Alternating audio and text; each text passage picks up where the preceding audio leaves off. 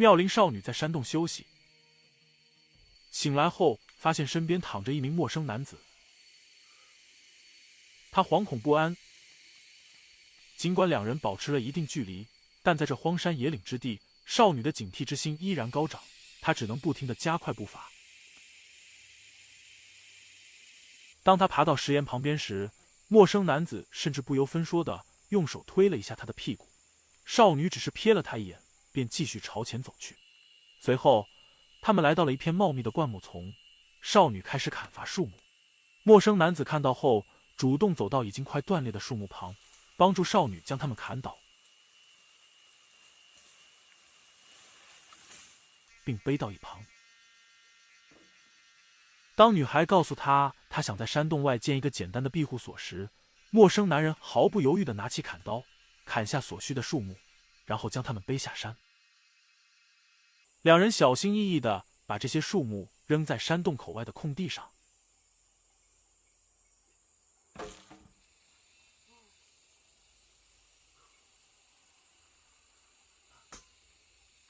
女孩在跳下空地的一瞬间，一个不慎，她的膝盖受伤了。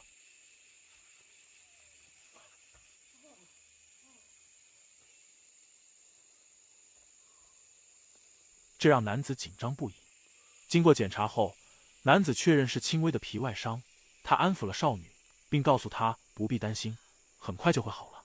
陌生男子看到少女受伤，让她坐在一旁休息，自己来搭建庇护所。他开始加工木材。虽然少女想帮忙，但男子示意她不要动，因为她的脚受伤了。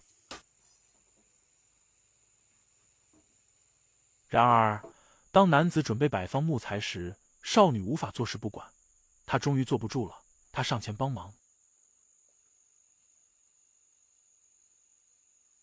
男子在少女的帮助下，更加灵巧地组装木材。男子将它们摆成一个完美的正方形，然后用钉子将上下木材固定在一起。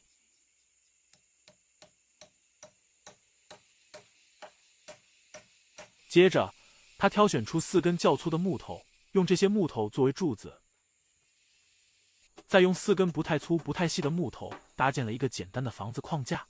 看来，男子是个有经验的房屋建造者，他灵巧的动作让房屋顶部迅速搭建完成。在此期间，少女专心编织了屋顶遮阳棚，她熟练地编织着几片草棚。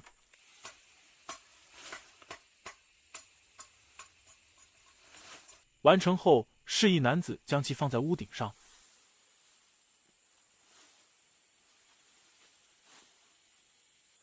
男人迅速将草棚绑牢。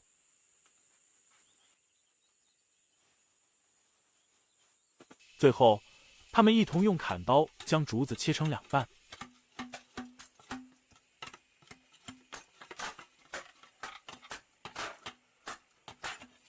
用来做房子周边的围墙，不仅可以遮风挡雨，也可以防止野生动物的入侵。到此时，少女开始放下对男子的警戒，房子在他们2人互相合作下即将完工。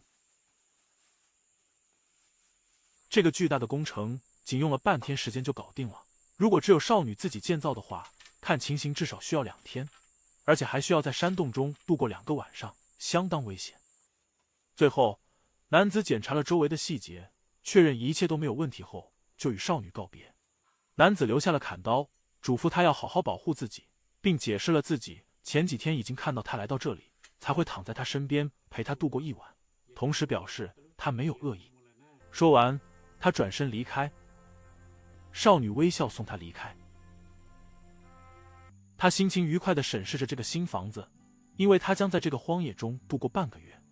一天的辛劳后，少女的胃开始咕咕作响，她拿起捕鱼工具来到河边，这是她在野外的第一餐。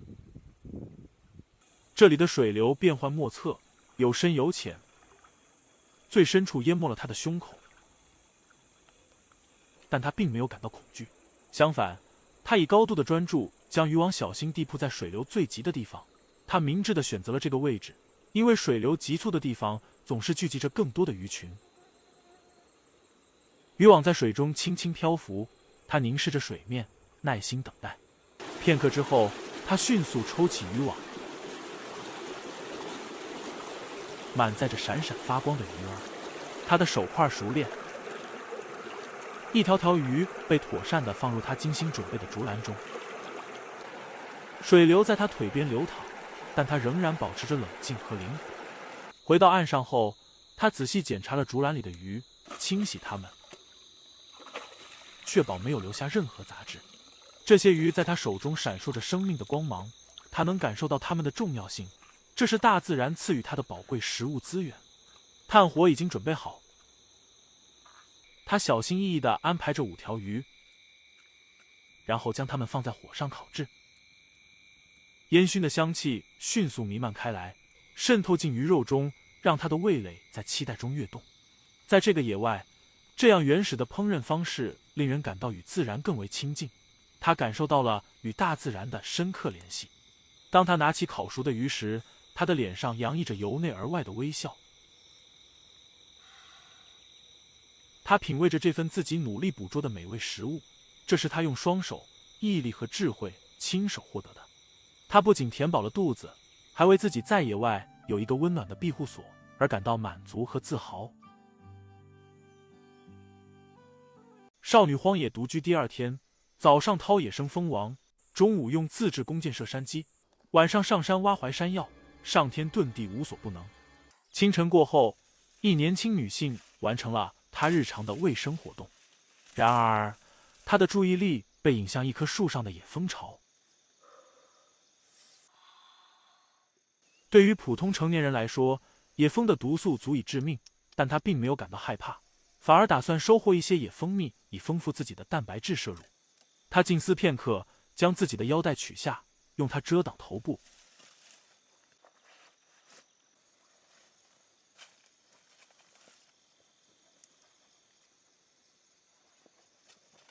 只露出眼睛和额头。接着，他拿起一把镰刀，决定前往野蜂巢。他准确地找到了巢的位置，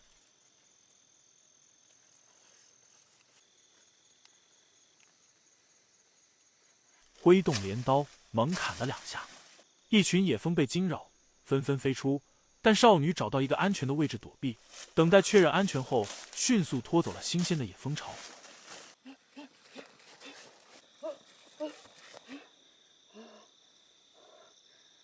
新采集的野蜂巢晶莹剔透，蕴含丰富的蛋白质。少女品尝着这块美味的蜂蜜块，她的胆量和细致程度令人惊叹。毕竟面对众多野蜂，她毫不犹豫地挥动镰刀，展现出了坚毅的一面。少女将余下的蜂蜜包裹在芭蕉叶上，撒上一些盐粉，然后将它们投入炭火中烤制。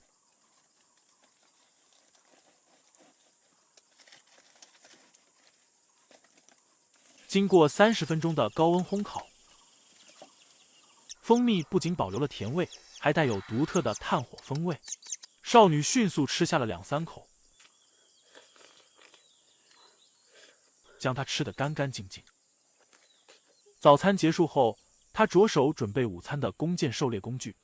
她取出一根竹条制作箭杆，用镰刀进行精细加工，确保竹条的垂直度。他制作了5支箭矢，这显示出他具备相当的狩猎经验。对于没有经验的人来说，即使给予50支箭矢，也难以射中猎物。箭矢准备就绪后，他拿起单手弩，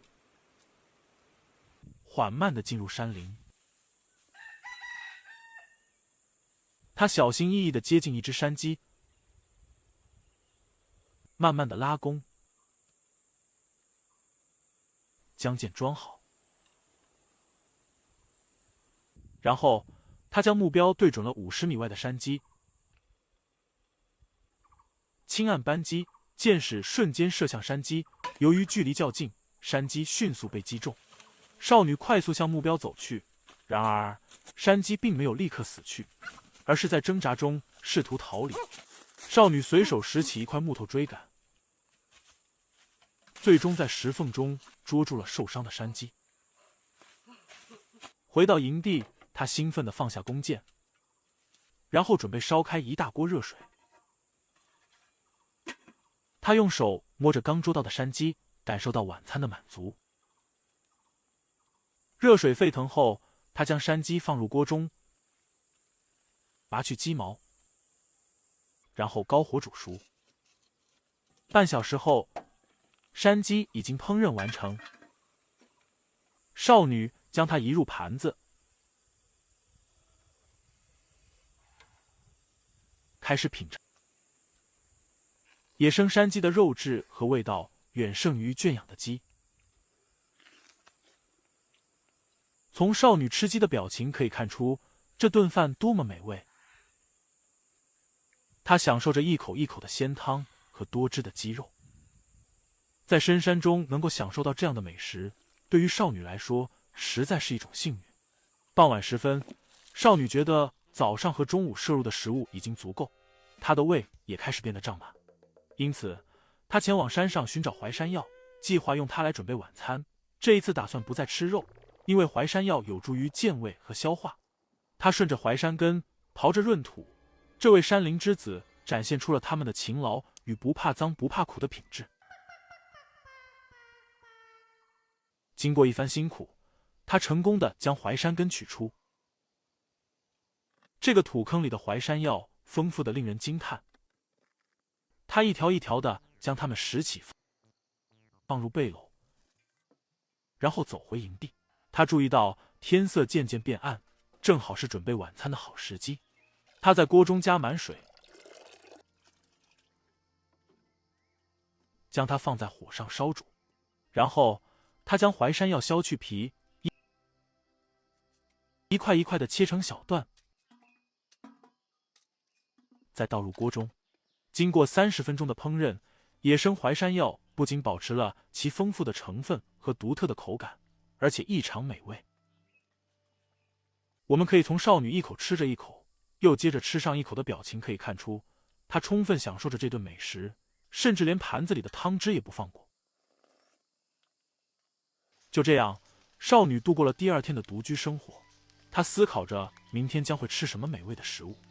她在大自然中的生存技能和丰富的野外经验，让她能够享受到新鲜、美味的食物，每一餐都成为了一次珍贵的体验。这种生活方式不仅需要勇气和技巧，还需要对大自然的敬畏和感激之情。第3天，少女在荒野独居的旅程中，早晨捕蝉为食，中午则享用野味，使她的食物丰盛多样。黎明时分，少女拿起一根长竹竿，智慧地在其顶端涂抹树胶，然后缓缓融入树林深处，细听蝉鸣，努力找寻这些蝉的藏身之地。她抬起头，发现树上的蝉，她快速举起竹竿，将那些粘附在树枝上的蝉小心翼翼地取下，随即将它们翅膀掰断，轻柔地放入篮子中。接下来，他寻找其他树上的蝉，一只、2只、3只。少女巧妙地将蝉粘附在树枝上，然后统一将它们取下，翅膀掰断，放入篮子。他重复刚刚那个方法，一只、2只、3只，又抓了3只，然后将它们取下，放入篮子里。他甚至用灵巧的双手捕捉到一只低垂在树上的蝉。这些蝉最终都成了他的美味。少女检查篮子中的数量，足够供应一顿丰盛的餐食。她沿着山间小路走回营地，显然是为了准备下一步的烹饪。少女点燃了炭火，将刚刚捕获的蝉倒出篮子。这些新鲜的蝉仍然发出微弱的鸣叫声，但很快就全部寂静了下来。她开始清理它们。当锅中的油滋滋作响时，她将一盘蝉轻轻倒入，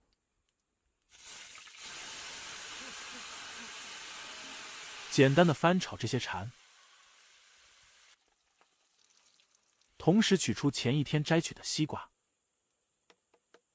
最后，少女一只手抱着西瓜，另一只手拿着刚刚炸好的蝉，她的早餐过程开始。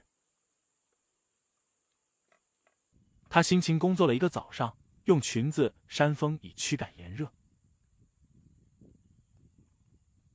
她取起镰刀，切下了一块大红西瓜。在品尝了一口后，她挑选了一只蛋白质丰富的蝉，沾上一点点辣椒，然后津津有味地品尝。她一边享用蝉，一边享用西瓜，在大自然的怀抱中，感受到了无比的惬意。她一口蝉，一口西瓜，辣味和蝉肉的相互呼应，使味蕾得以充分展开。如果能再来一口白酒，这大概就是与仙人共进晚餐了。少女不停地享用西瓜，然后站起身，走动几步以帮助消化。早餐过后，她满足地露出了灿烂的微笑。中午，她稍事休息，然后开始攀爬悬崖。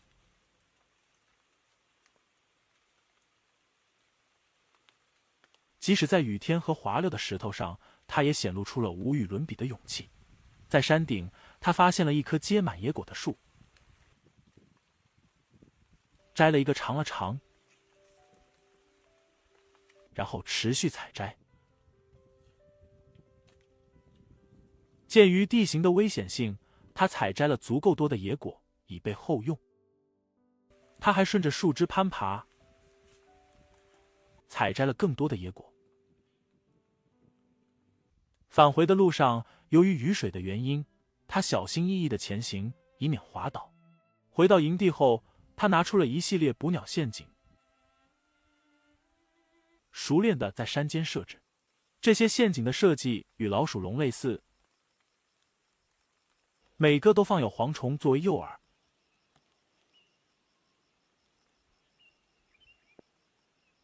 然后巧妙地伪装成树枝，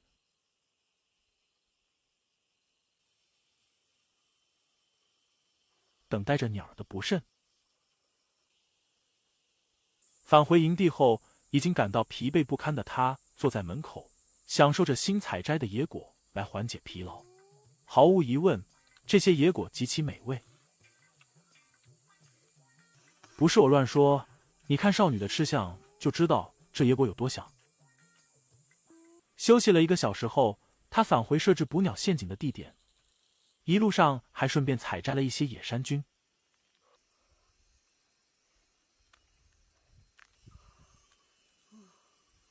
他开始收回鸟笼，但在最后一个鸟笼上，他高兴地发现一只山鸟已经被捕获。他将鸟从笼中解救出来，然后背着一堆鸟笼缓慢地走回营地，在回程中还顺便采摘了一些冬瓜根须。现在，少女面临一个决定，是将冬瓜根须和鸟肉炒在一起，还是煮成一碗香浓的汤。回到营地后，她坐在楼梯口擦去额头上的汗水，接着她巧妙地搭建了一个临时餐桌，摆放好捕获的鸟笼，并准备了一锅开水。然后他着手拔去鸟的羽毛，将鸟稍微烤一下，然后放入沸腾的水中。同时，他将新采摘的冬瓜根须也一同放进锅中，与鸟肉一同煮熟。几分钟后，少女端来了一碗冬瓜根须鸟肉汤，她津津有味地享受着这顿美餐。她显然是饥饿难耐，早上的蝉肉也只是小吃一样，现在她品尝到了丰盛的食物。尽管鸟肉不多，但她一丝不苟地将骨肉吃个精光。她很快就将鸟肉和冬瓜根须吃完，然后一口口喝光了汤，仿佛瞬间恢复了满满的活力。这一天的食物之旅至此告一段落，感谢各位观众的观看，下期再会。在这片荒野中，少女的生活充满了冒险和味蕾的探索，她在自然中展现出了无尽的勇气和智慧，每一顿美食都是她坚韧生存的见证。少女野外生存挑战第1天，徒手抓深山大老鼠，充满了惊险与刺激，就像一部扣人心弦的冒险小说。少女毅然决然地踏上了漫长而艰辛的徒步旅程，肩负着自制的弓弩。他的目的地是深山腹地，那里隐藏着无数挑战和未知。在前行的过程中，他充满了对未知丛林的好奇与敬畏。当渴意逼人，他手摘野果解渴，但眼看着食物却因味道不尽如人意而果断扔掉，展现了他的果敢和果断。随着脚步的深入，少女进入了一片茂密的竹林。她敏锐的丛林经验让她留意到地上的土壤，仿佛曾经被什么生物刨挖过。她的直觉告诉她，这片土地曾被老鼠扒过，那是她下一步行动的线索。她踏前一步，从背后取出一条剑，弯下要就往土里扎，然后在边上发现了老鼠排出来的粪便。他再拿着剑往另一边扎，在这块土中，他好像发现了什么。他把弓弩放到一旁，然后来到另一边。接下来的一幕更是令人惊叹。他砍下竹子，经过巧妙的处理，将竹条悄然插入土中，运用细腻的触感侦测到洞中的动静。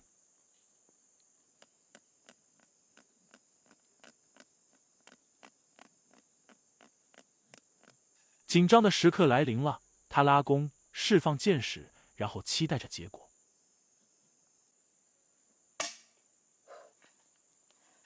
然而，一切都显得那么未卜先知。当他抽出箭矢时，空无一物。他不禁长叹一口气。庞佛整个丛林都在嘲笑他的冒险，一切都发生得如此自然，仿佛他与丛林融为一体。但少女并没有气馁，反而思考着下一步。她充满智慧地将洞口填上泥土，以防止任何不必要的惊动。然后，她精准地砍伐一棵树，展现出她非凡的刀工技巧。他将树干巧妙地处理成形似锉刀的形状，再将另一根树的树头削成圆柱形，并将它们带回挖掘点。细心的他用竹子探测洞的深度，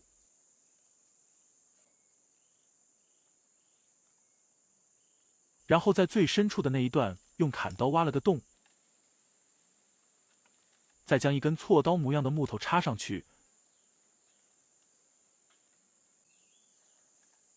少女在洞的另一边再挖了一个洞，然后用指甲刮着插进去竹条，震动着泥土。当她感觉到洞内有动静时，她毫不犹豫地挥起巨大的木锤，传来深山大老鼠的凶猛嗷嗷叫声。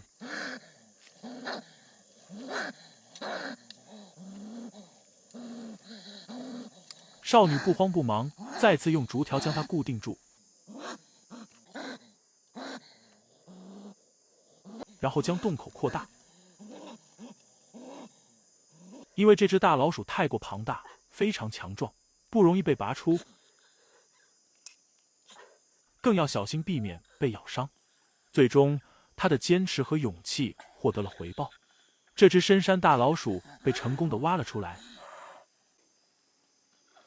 体型之大，足足7、8斤。他的大胆和技巧得以彰显。或许预料之中，他会将它吊在背后，然而他另辟蹊径，将竹绳绕在它周围，变成一个与众不同的时尚小包，向人们展示了他不同凡响的智慧和勇气。不畏惧困难，他继续前行，不忘维护这个宝贵的战利品。抓住深山大老鼠对他来说是一项巨大的胜利，但他知道回到营地才是任务的完成。他背上这个大包，轻快地朝营地的方向前进。他来到营地时，准备好的篝火还在燃烧，这意味着他可以利用这股火势来烤制他的战利品。在抓取深山大老鼠的地点离营地有一段距离，所以这只大老鼠已经断了气，等待着成为晚餐的一部分。少女轻放下背包，解开竹绳子，走到附近的小溪，开始简单的清洗这只深山大老鼠。接着，她又回到火堆旁，开始拔去它身上的毛发，展现出它的坚韧和耐心。当毛发被彻底拔光，她将深山大老鼠提到小溪边，彻底冲洗干净。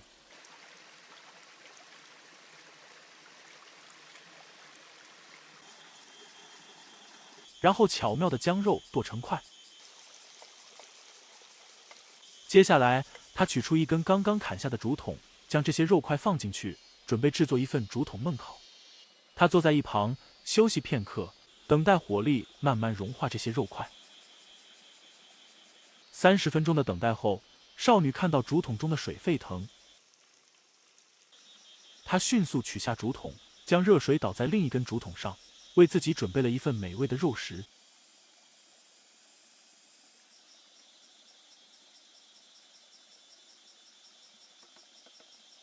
他坐在篝火旁，享受着这美味的佳肴。他的表情洋溢着满足，因为深山大老鼠的肉质嫩滑，宛如野猪肉，而且充满了蛋白质、维生素和微量元素等营养物质。这不仅仅是一顿美餐，更是对他勇敢和智慧的回报。最后，他喝光了竹筒中的汤，躺下休息，准备迎接第2天的挑战。这个故事不仅仅是一次野外生存的经历，更是对少女坚韧、勇敢和智慧的真实写照。这个故事告诉我们，在大自然的怀抱中，人类的求生本能和创造力无可匹敌，而每一次的挑战都是对自我的重新认知，也是对生活的热爱和尊重。就像这期节目虽然结束了，但精彩的生活将继续。我们期待着下一次的相聚，继续探寻未知的世界，感受大自然的奇妙。再见。少女深山独居，自制诱捕陷阱，成功抓住野生果子狸。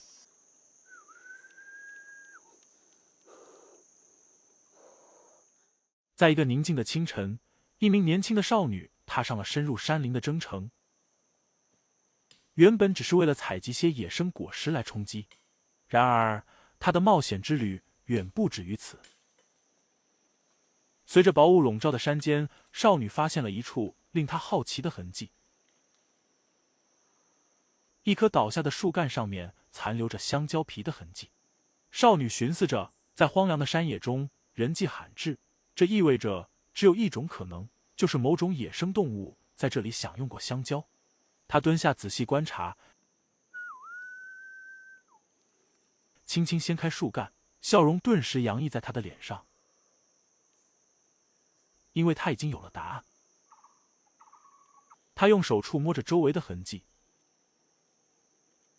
心里已经对这位香蕉贼的身份有了一些了解。他凭借自己的观察，猜测这只香蕉贼很可能会再次光顾这里，以享受剩下的香蕉。为了在他再次光临之前将其捉住，少女毫不犹豫地将采摘野果的任务放下，开始收集制作原始诱捕陷阱所需的材料。首先，她来到一棵大树旁，搜索寻找那些她需要的藤条。因为陷阱的构建离不开这些藤条，他娴熟地摘下了树上的藤条，检查它们的长度和韧性，然后将它们暂时放在一旁。接着，他又动手砍伐了一棵相对细弱的树木，这些树木将用于制作陷阱的杠杆部分。他用力地挥动着砍刀，树木在他的努力下终于倒下。然后他将其切割成2半，留下了一段用于制作陷阱的木棍。然后少女继续寻找其他藤条。她知道，如果要捉住这只香蕉贼，那么陷阱必须足够坚固。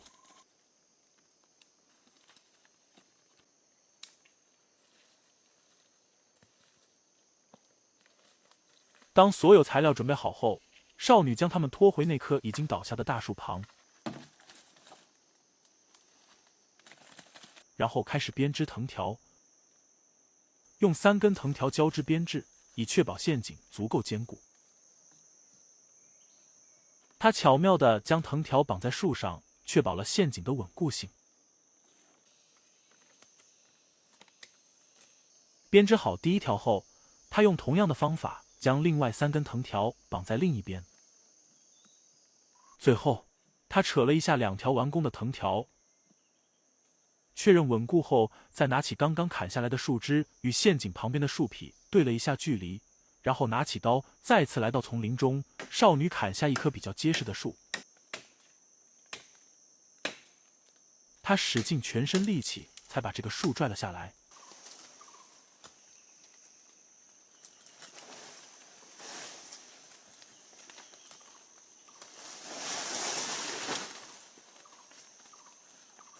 然后将它砍成2半，在树头砍了一刀，再用力扯下树皮。每扯一段距离，又要用很大力气继续扯下去。在少女持续吃力之下，终于把树皮扯了下来。然后少女把树皮扯成一条条，通过在自己脚上磨蹭，将一条条树皮捆在一起，变成了绳子。少女将这些绳子把树枝和旁边的树绑在一起，形成支撑点。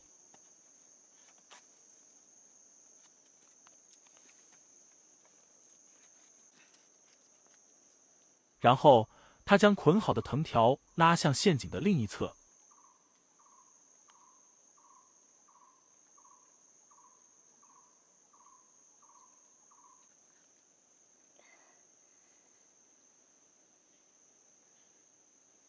将它们绑在一根树枝上，形成了一个完整的原始诱捕器。然而，这还不够。这位少女以一种慎重的态度，决定亲自测试陷阱的有效性。她小心翼翼地将自己的手伪装成猎物，缓慢地触碰陷阱上的木棍。当陷阱被触发，树枝瞬间弹射，显示出了其威力。如果是一只动物，那它肯定逃不掉了。少女确信陷阱的可行性后，重新布置了它。她将一根香蕉固定在木棍上，然后用麻绳将其绑在树上。她巧妙地伪装了陷阱的位置，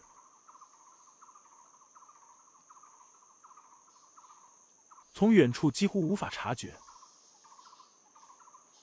只有经过仔细观察的人才能看出端倪。真是一个荒野生存天才少女啊！当少女一切准备就绪后，她背着竹篓回到了自己的临时营地。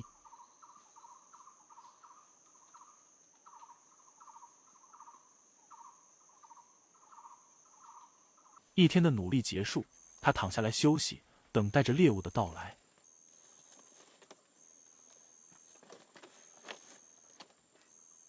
半天过去了，微风吹拂，少女的心情兴奋而紧张。她背着竹篓，迈着坚定的步伐，走向陷阱所在的地方。她充满期待地走到陷阱前，眼前的景象让她欣喜若狂。她成功地捕获了一只动物，一只巨大的果子狸。她的脚被陷阱紧紧绑住。少女小心翼翼地将麻绳割断，然后捏住果子狸的尾巴，用木棍逗弄着它。果子狸显然感到愤怒，但少女并不害怕。她提着果子狸的尾巴，成功地将它带回了自己的营地。今晚，她将享受到美味的肉食，这是她努力工作的回报。这个故事不仅讲述了少女的冒险之旅和创造力，还传达了深刻的教训。他告诉我们，在面对未知和困难时，坚持和创造性思维是成功的关键。少女展现出了顽强的决心和对解决问题的执着追求，她的毅力和勇气启发着我们。这个故事也强调了独立和自足的重要性。少女独自深入山林，依靠自己的技能和创造力，成功捕获了猎物。这是一个关于自力更生和自信心的故事，鼓励我们相信自己的能力，勇敢地面对挑战。最后，故事的结尾提醒我们谨慎和审慎的重要性。少女在每一步都仔细考虑、确认和测试陷阱的可行性，以确保她的计划成功。这是一个关于谨慎和计划的故事，提醒我们在面对困难时要冷静思考，不断改进自己的方法。总之，这个故事充满了冒险、创造力和智慧，它向我们展示了一个坚强、勇敢和聪明的少女如何克服困难，取得成功。无论面临何种挑战，只要我们保持坚持不懈的精神和积极的态度，就能够克服一切难关，实现自己的目标。这是一个鼓舞人心的故事，值得我们深思和学习。好了，节目到此结束，我们下期再见。